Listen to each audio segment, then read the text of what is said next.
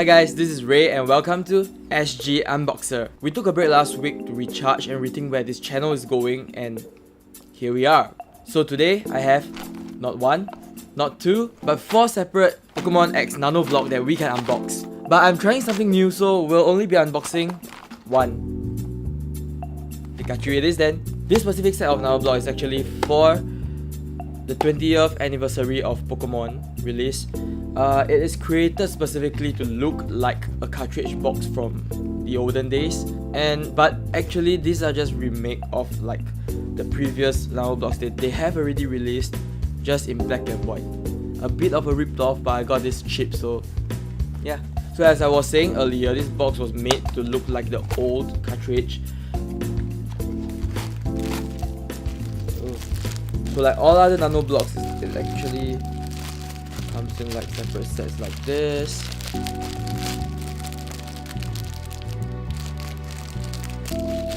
And an instruction booklet.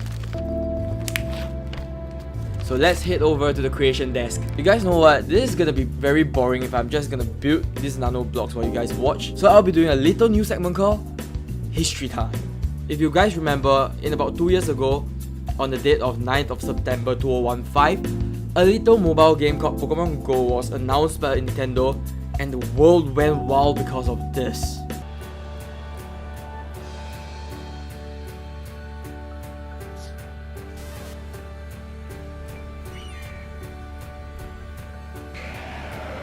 Minusing the beta test, the game was released in the US, New Zealand and Australia in the 6th of July 2016, which we Singaporeans wouldn't see until early August. However, if any of you remembered, or if you have seen my previous vlogs, I was in Japan during this part of last year, so I actually got to play the game a lot earlier than most of the local people.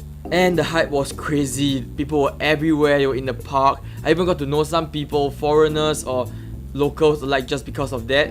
We talked about like, hey, what's around here? We get to point each other in the right direction to get this rare Pokemon. And it was a really interesting experience, I have to say. So coming back to Singapore after the trip, it was about a week since the release of the game in Singapore. And Singaporeans being Singaporeans, we kind of whined a lot about the game. A lot of people was talking about boycotting the game because it's taking so freaking long to reach our shore. But when it finally got released here, everyone was still going crazy about it. Overall, the community in Singapore is really friendly. Very kiasu, but very friendly. I remember there was this guy who offered to drive handicapped players around so they can enjoy the game as well. And truth to be told, I'm really impressed by that guy. Around September of 2016, it was the point where it peaks in Singapore. Everyone's mother, father, grandfather, grandmother, sister, brother, everyone was playing that game. And it was when my mother texted me, hey, I caught Apui at Parkway, a local mall, that it actually dawned on me how popular the game is and how huge a phenomenon the game has become. At the height of the game, it has nearly 28.5 million daily players in the US alone, if I'm not wrong. However, like with most things, all good things come to an end. Due to how broken the game was most of the time and how it got boring after a while, players generally stopped playing. The popularity did come back for a while during like the Halloween event, where they basically doubled the amount of candy and experience you get while playing the game, plus the change of spawns from the regular Pidgey and Rattata to significantly rarer ones like Ghastly, Cubone and Meowth, and their respective evolutions. The local communities also tried to keep the passion going by holding their own parties, which I remember very fondly about one of it, which was held around December of last year. It was held by 4 players who have reached level 40, which is the max level in the game.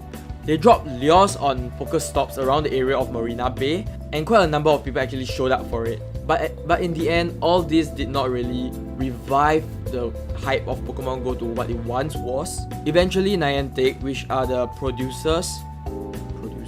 the production company, basically the people who made this game, They pushed out a few other events like for say the Valentine's Day event or even the big Gen 2 release, but the hype of the game still keeps dwindling because of several other reasons such as spoofing and cheatings and whatnots. Oh, and we are done with it. You know, this is really a very brief overview of the game from my point of view. I have 3 more boxes to unbox, so if you guys like this topic, you can leave me a comment below, and if there's enough interest generated from this, I may do an in-depth version of this. At this moment, I'm actually planning to talk about other Pokemon topics such as the phenomenon of Twitch plays Pokemon about 3 to 4 years back, or the local competitive scene. So like I said earlier, if there's enough interest generated from this specific topic of Pokemon Go, I may have a more in-depth look at the local scene, the local players, local events of this game. Thanks for joining us at another episode of SG Unboxer. I hope you have enjoyed today's episode. Do subscribe to us using a button below, and if you really like what we have done this week, do let me know as well. You can also check out our previous videos over here, and we'll catch you next week.